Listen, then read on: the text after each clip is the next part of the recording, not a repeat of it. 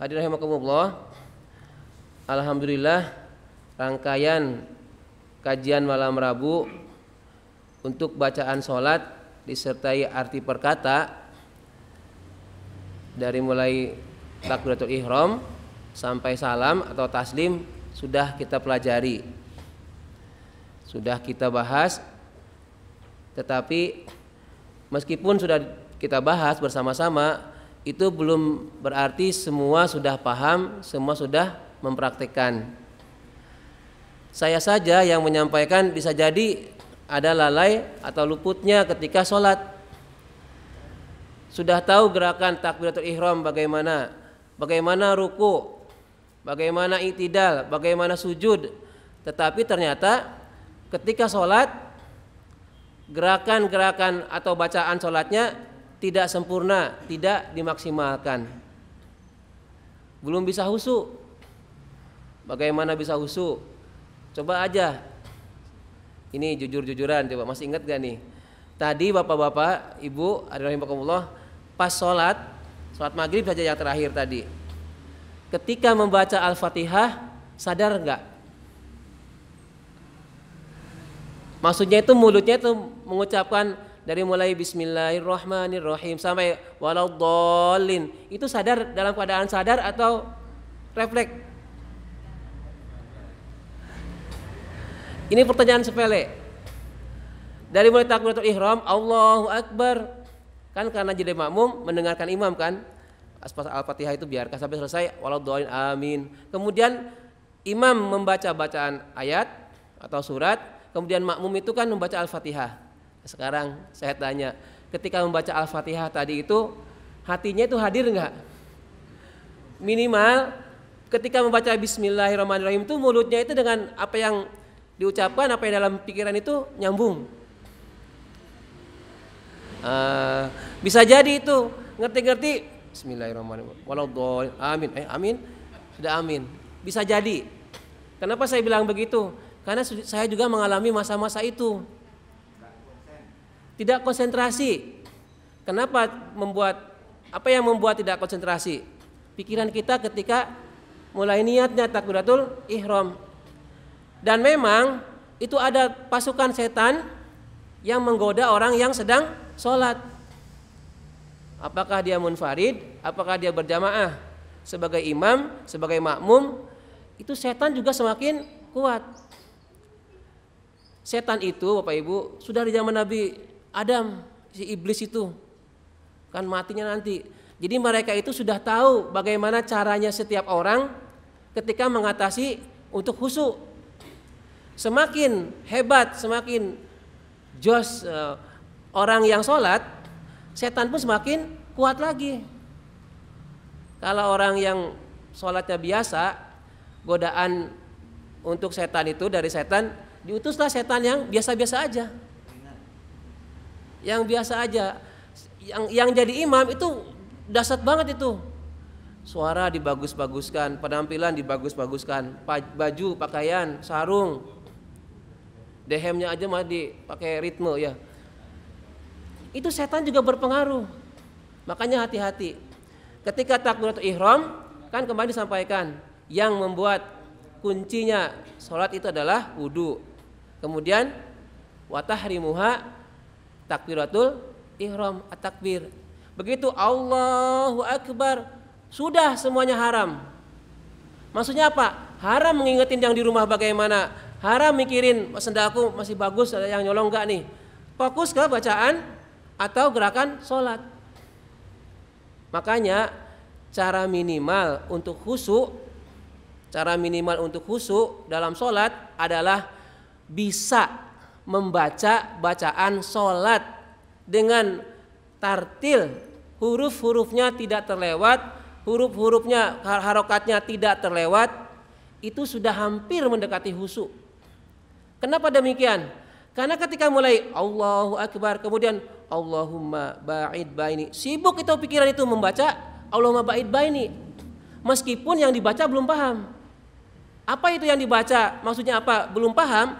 Tetapi kalau pikirannya sudah sibuk dengan bacaan, itu sudah membuat setan minggir. Karena kita buat sibuknya dengan apa? Dengan bacaan kita, dengan gerakan sholat kita. Kan antara peralihan dari berdiri ke i'tidal aja, mungkin ada tiba-tiba sadarnya tuh begitu waladhdallin, amin. Sudah waladhdallin. Lah tadi baca Al-Fatihah enggak? Itu bagaimana? Seandainya Bapak Ibu ragu, baca ulang lagi Al-Fatihah. Bagaimana kalau jadi imam? Mudah-mudahan kalau jadi imam mungkin jarang ya. Kalau pas sendirian atau pas dari makmum, bisa jadi itu ada peluang, ada saat di mana Al-Fatihah sebagai rukun sholat itu terlewatkan atau dibaca karena refleks mulut aja. Kan sambil merem juga bisa. Bismillahirrahmanirrahim. Alhamdulillah. Kan itu refleks, itu mulut itu bisa. Tetapi begitu hatinya hadir, minimal yang dibayangkan itu pikirannya, si pikiran orang yang sholat itu atau yang muqimah sholat, tahu bacaannya, huruf-hurufnya tahu, pengucapannya, itu akan sibuk dia dengan bacaan itu sehingga apa? Ada kehusuan. Nah, dalam Allah, maka apa? Meskipun kita sudah belajar secara teori ya bersama-sama mengenai takbiratul ihram sampai taslim, bacaan, gerakan sholat, sudah kita pelajari semua ini. Saya abadikan ini dalam bentuk modul ini. Maksudnya apa? Siapa tahu ada yang lupa. Baca lagi sendiri, diulang-ulang sampai lecek, dibaca lagi. Oh, Robbi itu artinya Tuhanku, Ighfirli artinya ampunilah aku. Lama kelamaan hafal, ketika hafal kemudian diterapkan dalam sholat, itu akan membuat kehusuan dalam sholat bagi kita. Hadirin rahimakumullah, peluang untuk tidak sholat meskipun sedang sholat itu sangat besar. Apa maksudnya? Sholat tapi tidak sholat, atau tidak sholat padahal dia sholat. Dia gerakannya sholat, tetapi pikirannya itu kemana-mana. Dia bisa saja bacaannya yang dibaca adalah bacaan sholat, tetapi dia karena paham, maka apa? Biasa-biasa aja seperti membaca bacaan biasa. Bagaimana ketika misalnya Allahumma yang terakhir itu Allahumma inni a'udzubika min adzabi jahannam. Itu kan kalau sudah dipahami min adzabi jahannam kan langsung merinding itu. Oh, iya, kita berlindung dari azab atau siksanya neraka jahanam. Kalau dibaca sambil seperti orang nyanyi itu sambil lewat itu ya biasa-biasa aja. Oleh karena itu maka kita perlu membentengi ikhtiar kita untuk khusus sholat, yaitu dengan doa. Kan ada dua, belajar kemudian ikhtiar doa. Belajarnya apa? Ya sudah kita sudah dan sedang belajar pas sholatan. Lalu ikhtiarnya bagaimana? Apa yang dipelajari diamalkan. Lalu apa lagi? Doa. Doa apa?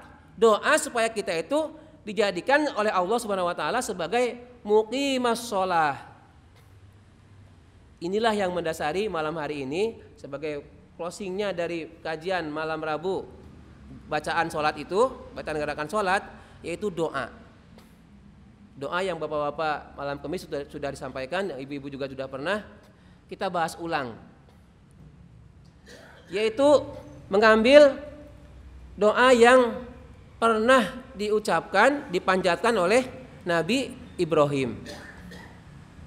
Oleh Nabi Ibrahim diabadikan dalam Al-Quran, yaitu surat Ibrahim, surat ke-14 ayat 40. Ibrahim 14:40. Maksudnya surat ke-14 ayat ke-40. Bagaimana doanya? Rabbij'alni muqimas shalah wa min dzurriyyati rabbana wa taqabbal du'a. Tuhanku, jadikanlah aku orang-orang yang mendirikan sholat, dan dari golongan keturunanku, ya Tuhan kami, kabulkanlah, perkenankanlah doa. Ini doa yang malam Kamisan suka dibaca bapak-bapak. Selain Robbi habli minas sholihin, kemudian tambah lagi yang Rabbij'alni muqimas sholati wa min dzurriyyati Rabbana wa taqabbal du'a. Doanya dari surat Ibrahim, ucapan doa Ibrahim ini surat ke-14 ayat 40 pas ya, enggak 41. 41-nya beda lagi. Kenapa ini yang dibahas? Ini doa sebagai benteng kita, ikhtiar kita, usaha kita supaya kita itu menjadi orang-orang yang mendirikan sholat. Masih kita bahas sekarang. Hadirin rahimakumullah, ini sebelum nanti kita akan baca bersama-sama, kemudian berulang-ulang ya supaya semakin hafal, yang sudah hafal, yang belum bisa jadi tahu. Ayat ini yang Rabbij'alni muqimas sholah itu dengan satu rangkaian di atasnya mengenai cerita Nabi Ibrahim. Nabi Ibrahim itu memohon banyak permintaan. Termasuk diantaranya ada supaya Mekah, Ka'bah, kemudian keturunannya menjadi muqimas sholat. Sebagai apa ini? Ayat ini, doa ini adalah sebagai wujud syukur Nabi Ibrahim atas nikmat-nikmat yang Allah anugerahkan kepadanya. Nanti kita akan selidiki per kata dari tinjauan tafsir Jalalain, tafsir Ibnu Katsir. Kemudian saya tidak sampai ke i'rabnya ya, ke i'rab Al-Qur'annya, tapi sedikit saja menyinggungnya. Dari mulai kata Robbi Tuhan, Robbi Tuhan. Kenapa kok tidak langsung Allah? Kenapa tidak langsung kepada menyebut nama Allah? Jarang dalam Al-Quran ada yang menggunakan Allahumma. Beberapa ayat ada, tetapi jarang menggunakan Allahumma. Ada kulillahumma, tetapi jarang ketika menggunakan langsung Allahumma. Allahumma gfirli itu kan Rabbi gfirli. Nanti juga ada ayat 41 juga Rabbi gfirli, bukan Allahumma. Ini apa? Menggunakan Rabbi ini adalah penekanan Allah yang menguasainya. Kenapa tidak langsung Allah? Nah, nanti juga di sini ada kata-kata min. Dari itu kenapa menggunakan min? Enggak langsung wa dzurriyyati, tapi ada kata wa min. Ini juga dari segi i'rabnya, dari tafsirnya juga ada nuansanya tersendiri. Ij'alni, jadikanlah aku. Ij'alni itu adalah fi'il amr. Fi'il amr yang diucapkan, dipanjatkan, ini bermakna doa, permohonan, bukan perintah. Ij'alni, jadikanlah aku, tapi mohon kepada Allah supaya aku ini Ibrahim dijadikan oleh Allah. Ij'alni untuk apa? Muqimas sholah. Muqimas sholah itu menjadi bukan lagi ini menjadi fa'ilnya, orangnya, pelakunya. Muqimas sholah. Muqim dari kata koma. Dulu pernah dibahas ketika istilah membahas mengenai ihdinas shiratal mustaqim. Koma yakumu, kemudian istaqoma yastaqimu, kemudian mukim. Itu artinya orang. Orang yang mendirikan. Berdirinya kata-kata koma berarti tegak. Berdiri tepat dengan posisi seharusnya dia berdiri. Muqimas sholah artinya orang-orang yang mendirikan sholat. Kalau dilihat tafsirnya, apa maksudnya? Yaitu dari rukun syarat sah sholatnya terpenuhi, dari waktu pelaksanaannya pas atau sesuai, kemudian dari sunnah-sunnahnya juga untuk menambal yang wajibnya dilakukan, tidak lalai dengan sholat, tidak lalai dengan sholat. Ini saya cerita. Bukan sombong, tetapi ini untuk memotivasi ya, menginspirasi. Saya itu sangat menjaga sholat fardu untuk berjamaah. Sudah lama, dalam 4 tahun atau 3 tahun terakhir hanya 1 atau 2 kali yang tidak berjamaah untuk sholat fardu. Tadi malam, hampir aja, karena saya mengantar istri, tadinya mau sholat maghrib di masjid di Jalan Tamsis. Anak saya tidak mau, yang kecil itu. Ini cerita ya. Kemudian ke Malioboro, pengen ke Malioboro. Itu maghriban. Padahal ada pengajian di sini ya. Mau di PDM kota, sudah tutup, lewat. Akhirnya masuk ke mana? Nanti aja, masjid yang dekat hotel Minomartani Purosani itu kan masjidnya bagus. Ternyata jalan lagi di aspal, lagi benerin. Jadi mau masuk ke sana itu nggak bisa. Ya Allah, ini sudah maghrib 14 terus. Masuk mau ke Malioboro, pas itu ditutup jam 6, nggak bisa lewat. Ngeyel sedikit, mau ke masjid yang di yang di DPR itu ya, yang di Kepatihan nggak boleh, ditutup. Sudah akhirnya muter. Sudahlah, ini kalau masih di pinggir jalan kemungkinan sudah selesai ini. Jarang-jarang. Kita ke masjid Kauman, alhamdulillah ada yang jurjamaah musafir ya, orang Iran. Nah, alhamdulillah orang Iran, dia ngomong apa, yang penting saya ikuti aja. Ada 3 orang Iran, karena di sini ada tulisannya rep Iran. Saya jamaah di situ, alhamdulillah. Jadi terselamatkan untuk sholat maghribnya bisa berjamaah. Kenapa tidak di rumah aja nanti? Istri saya sedang palang merah. Jadi kan kalau misalnya Kak palang merah saya bisa di rumah. Ini kan palang merah jadi harus mencari masjid. Anak saya masih kecil, 5 tahun, nggak bisa. Akhirnya apa? Sudah, alhamdulillah aman. Ternyata karena anak saya pengen ke Malioboro, main di titik 0 itu. Adzan dengar, saya pengen ke sana, enggak boleh, ayah di sini aja. Masya Allah. Satu sisi nggak enak. Ini dipanggil dekat banget Masjid Kauman, dengar, tetapi tidak langsung lari ke sana. Anak saya juga pengen di situ, sudah nggak apa-apa deh. Berharap kira-kira sudah selesai nanti saya ke sana. Ternyata 7:30 baru anak saya itu mau. Udah ya, pulang. Saya kembali lagi ke Masjid Kauman, ditutup pemirsa. Sudah nggak boleh karena lebih dari 7:30. Kami itu ke sana jam 8 kurang 5. Ditutup, sudah nggak bisa lagi. Nah, sudah. Akhirnya apa? Sholatnya di situ. Dari Jokteng Jokteng Timur ke selatan, sebelah kanan jalan ada masjid. Di situ sholat masjid. Saya tunggu, mudah-mudahan ada yang musafir. Tidak ada. Ada musafir maksudnya biar berjamaah, nggak ada. Bun, sudah 8:30, sudah 20 menit ini nunggu di sini, nggak ada yang sholat di sini. Sudah, nggak apa-apa ya, nggak apa-apa. Yang penting sholatnya sudah terpenuhi. Tapi tekad saya untuk sholat fardu berjamaah itu gugur. Mungkin 3 tahun terakhir sebelum COVID itu ya. COVID aja saya berusaha supaya tetap berjamaah. Nih, itu ya cerita. Artinya apa? Ada kadang lalai.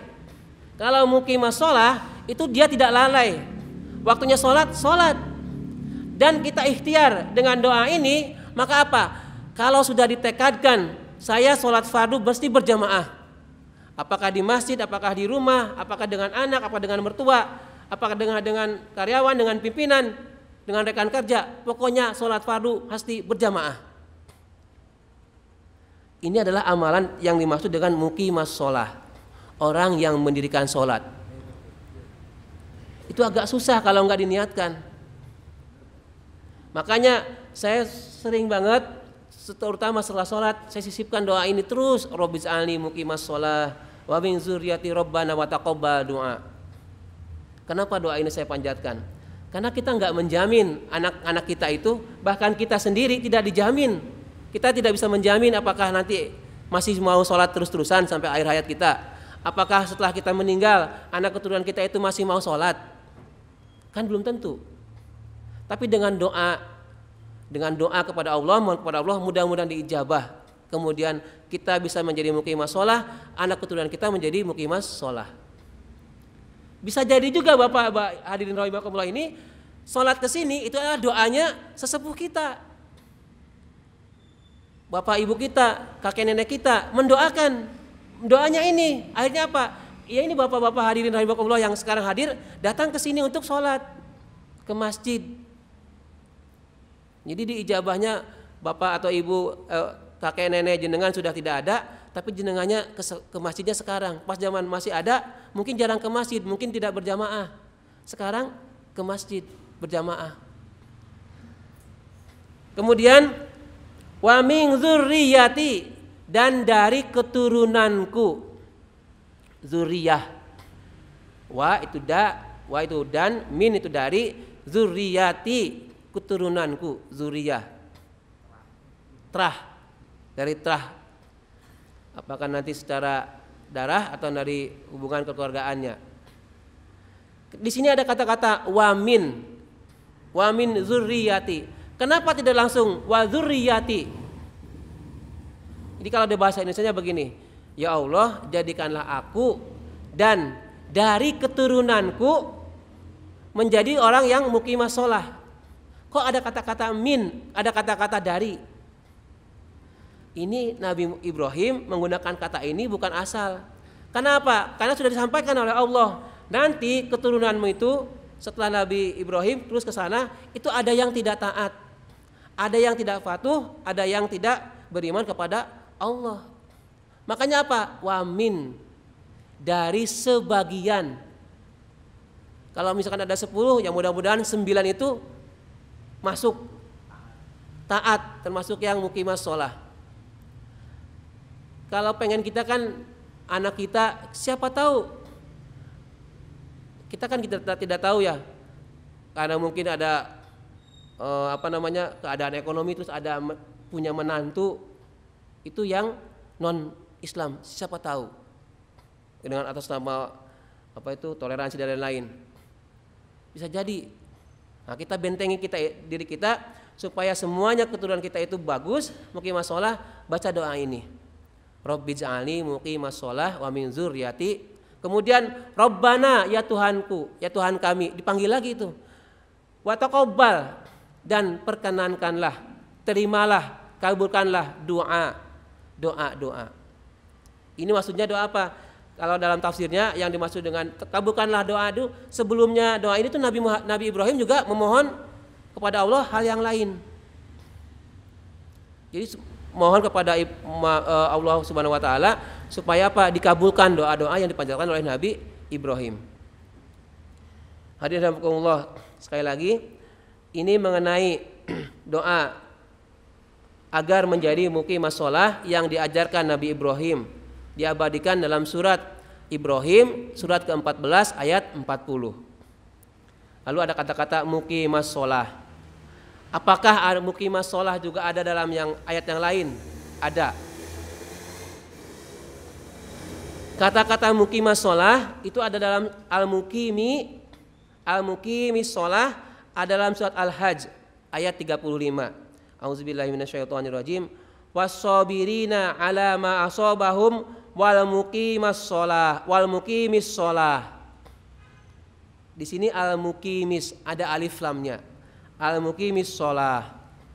Lalu dalam surat An-Nisa ayat 162, wa ma unzila min qablika wal muqiminas shalah. Tadi muqimis, yang ini muqiminas shalah. Itu menceritakan di golongan-golongan. Muqimah sholahnya bukan sebagai doa, tetapi ketika diucapkan sebagai doa, muqimah sholah, itu yang membaca Nabi Ibrahim. Jadi kalau dari tafsirannya, doa ini itu sebagai wujud syukurnya Nabi Ibrahim diberi anugerah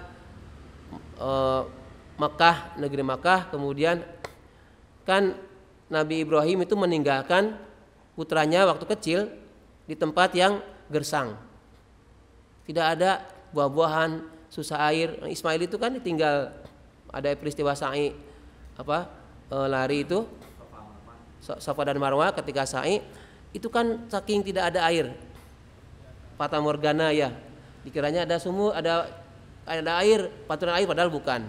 7 kali itu. Nah, Nabi Ibrahim itu kisahnya diantaranya memohon kepada Allah supaya keturunannya diberikan keberkahan di negeri Mekah, kemudian ada buah-buahan, lalu ada juga supaya menjadi muqimah sholah. Syukurnya itu tanda syukurnya Nabi Ibrahim atas nikmat-nikmat Allah itu apa? Lewat sholat. Jadi sholat itu bisa dijadikan sebagai tanda syukur kita kepada Allah. Lalu yang kedua ini hikmahnya yaitu apa? Pentingnya kita berdoa. Penting berdoa itu. Nabi Ibrahim saja berdoa, memikirkan keturunannya, tidak egois. Tidak egois itu maksudnya tidak untuk diri sendiri, tetapi untuk anak keturunannya. Tidak egois untuk aku dan keturunanku, tapi ke atas juga. Rabbighfirli walidayya itu setelah doa ini ayat 41 kan mendoakan apa? Mendoakan diri sendiri supaya diampuni oleh Allah dan orang tua. Nabi Ibrahim kan orang tuanya siapa coba namanya? Masih ingat? Ajar ya. Itu pembuat apa? Pembuat patung. Ya. Itu ahli pembuat patung, bikin patung lalu disembah. Ya. Nanti kan ada kisahnya Nabi Ibrahim menghancurkan patung-patungnya Namrud ya. Kemudian di kapaknya yang besar ditaruh itu di patung yang besar. Ya, itu kisahnya Nabi Ibrahim. Nah, bapaknya Ibrahim itu pembuat patung. Tapi Nabi Ibrahim tetap memohonkan ampun sebagai wujud anak soleh ya. Jadi anak bakti kita kepada orang tua itu mendoakan perkara nanti dikabulkan atau bagaimana itu adalah hidayah dari Allah ya. Hadirin rahimakumullah, mari sekarang kita bersama-sama saya bacakan kemudian nanti ditirukan. Rabbi'j'alni muqimas sholati wa min dzurriyyati Rabbana wa taqabbal du'a. Rabbi'j'alni muqimas sholati wa min dzurriyyati Rabbana wa taqabbal du'a. Ini Bapak Ibu silahkan dibaca setelah sholat atau kapan sedang nyapu, sedang nyetrika, dibaca nggak apa-apa. Jadi ada dua nanti pahalanya. Kita pahala berdoa, yang kedua kita membaca ayat Al-Quran. Karena ini adalah ayat Al-Quran. Kapan dibacanya? Memang secara khusus Nabi memang tidak ada ya, tidak ada diajarkan oleh Nabi Muhammad membaca ayat atau doa ini secara khusus. Tidak ada yang misalnya habis sholat dibaca 5 kali, 1 kali, tidak ada. Tetapi ini adalah bagian dari Al-Quran, dari ayat-ayat Al-Quran yang bisa dijadikan doa, maka sebaiknya dibaca setelah sholat. Ya, Rabbana atina fid dunya hasanah itu juga kan dari ayat Al-Quran, dibaca setelah sholat. Ini juga Rabbi'j'alni muqimas shalah wa min dzurriyyati Rabbana wa taqabbal du'a. Itu yang di Bapak-bapak malam Kamis dibaca ini. Lama-kelamaan juga akhirnya hafal. Mungkin ada yang terkendala dengan huruf Arabnya. Kalau terkendala dengan huruf Arab, sering-sering mendengar akhirnya jadi bisa. Sering mendengar, mengucapkan akhirnya bisa. Nah, dari kebiasaan mendengar, kebiasaan mengucapkan jadi hafal. Nanti mudah-mudahan sedikit-sedikit akan paham artinya. Ya. Intinya itu doa ini mohon supaya Allah menjadikan kita orang yang suka sholat, orang yang mendirikan sholat. Ini bersyukur di sini kan ada yang pasangan suami istri ya ke masjid bareng. Ya, ini samping kiri saya itu kan bikin iri saya itu. Meskipun zuhur panas, asar, maghrib, subuh juga ya bareng. Meskipun kadang berangkatnya bareng ya, tapi kan jamaah ke masjid. Itu alhamdulillah. Siapa tahu itu menginspirasi pasangan yang lain, maksudnya keluarga Bapak Ibu yang lain. Ya, sekali-kali mungkin jalan muter ke sana. Oh, itu enak banget ya itu suami istri dari masjid. As juga pengen, saya juga aslinya pengen ya. Pengen banget ya. Ada aja. Kadang yang besarnya, yang kecilnya ya, maksudnya ibunya, anaknya juga ya dua-duanya. Mengklopkan itu agak susah. Tapi walau bagaimana laki-laki harus ke masjid kan itu. Itu senjata andalan anak saya. ayah laki-laki nggak boleh sholat di rumah, ke masjid. Ngusir kalau sholat di rumah. Kecuali kalau habis pergi, kecapean, udah di sini aja di rumah baru. Kalau tidak pergi, nggak boleh sholat di sini, nggak boleh sholat di rumah maksudnya, harus ke masjid, diusir ya. Sholat di masjid, ayah kan laki-laki. Karena saya ngajarin gitu ke anak saya yang besar, kamu laki-laki sholat di masjid. Terdengar itu sama adiknya yang kecil yang perempuan. Jadi kalau ayahnya mau sholat di rumah, ayo di masjid. Wah, jadi senjata makan tuan, tapi bagus ya, nggak apa-apa.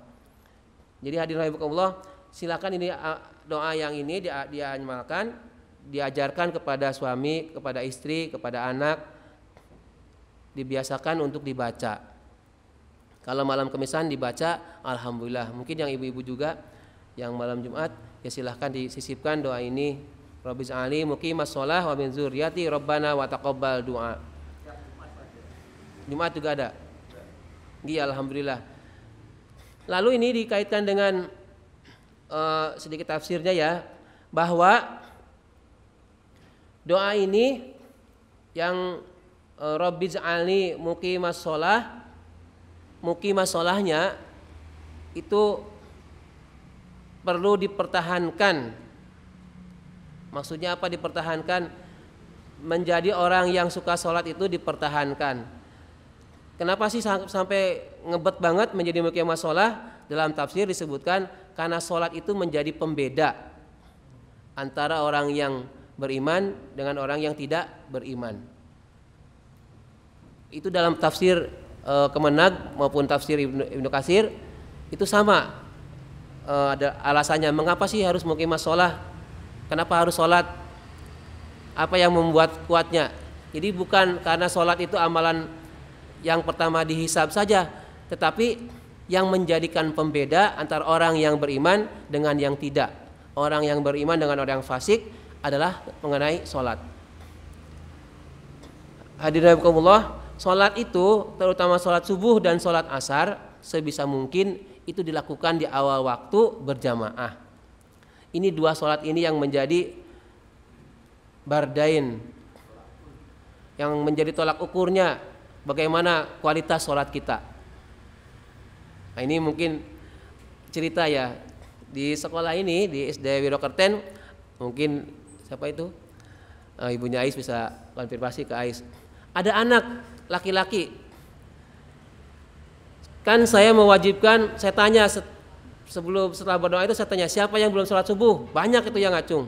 Ada satu anak namanya Ibnu, saya beri hadiah dia, saya janjikan kalau kamu 7 hari berturut-turut sholat subuh berjamaah saya kasih uang hadiah. Dia semangat. Jadi sholat subuh itu dia ke masjid, ke musola, bapaknya belum bangun, kakaknya belum bangun, dia cerita sendiri. Setelah 7 hari dia nagih, Pak, ini yang kan hari Jumat, hari Sabtu janjiannya Jumat itu, dia nagih, saya kasih nih uang 10.000. Tapi aku sholat lainnya enggak Pak. Dalam hati sudah enggak apa-apa, karena kan saya janjinya kalau kamu sholat subuh berturut-turut 7 hari saya kasih hadiah.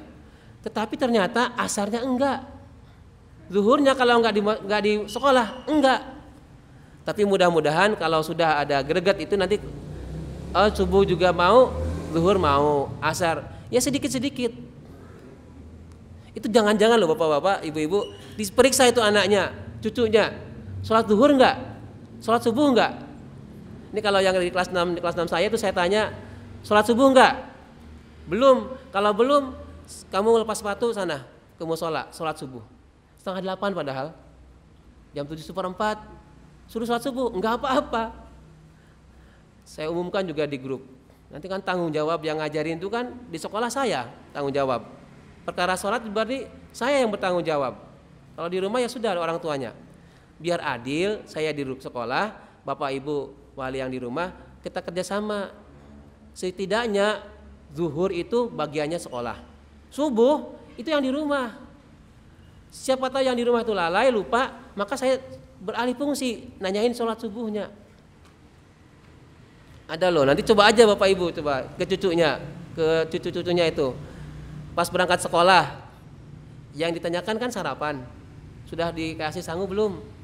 Sekarang ada tambahan baru, Sudah sholat subuh belum? Kalau belum, lepas dulu sepatumu, sana sholat.